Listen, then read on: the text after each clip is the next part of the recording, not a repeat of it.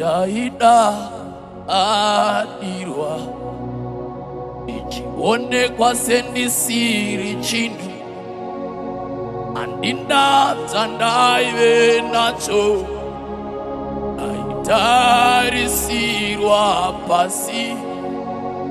Daida adirwa ichione kwa sendisiri chindu andinda dzandaive nacho aitarisirwa pasi. Asi Jesu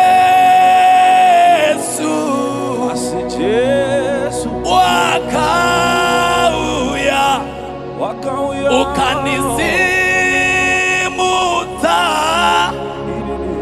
pamumatope.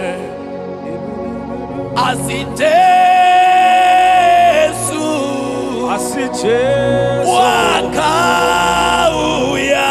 wakauya ukanizimudza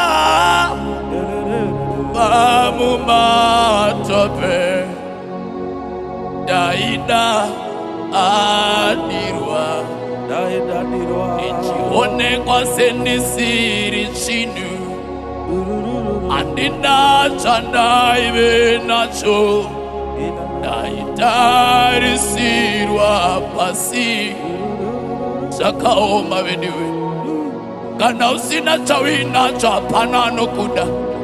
Kana usina chauinacho kunyangwe hama dzinokuvenga hapana anombokufonera kana kukushanyira kumba kwako.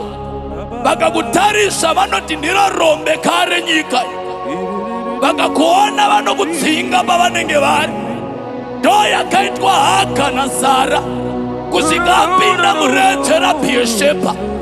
Ndokubva bhaibheri shoko raMwari rati arima akachema kuna Jehovha akati, Mwari wekudenga ndionei. Unonzwa Haka waakupa testimoni yake, anoti ndamuona anondiona. Ndauya kuzokudza munyikani, vanhu vanogona kukudadira, vanhu vanogona kukuitira zvakaipa, but aripo anokusimudza kubva mumatope. Unonzwa munyori wabhuku yaSamusi akuti kuna Mwari anosimudza marombe kubva muguruva achimakadza namatsinji. It doesn't matter zvavakaita, it doesn't matter zvavanotaura pauri. Ramba uchingwanamata, one day unosumukawo, one day unoonekerawo, one day vanokuzivawo.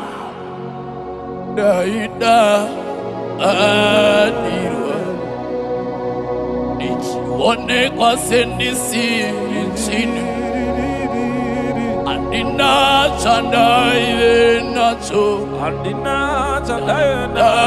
darisirwa pasi. Who is this man?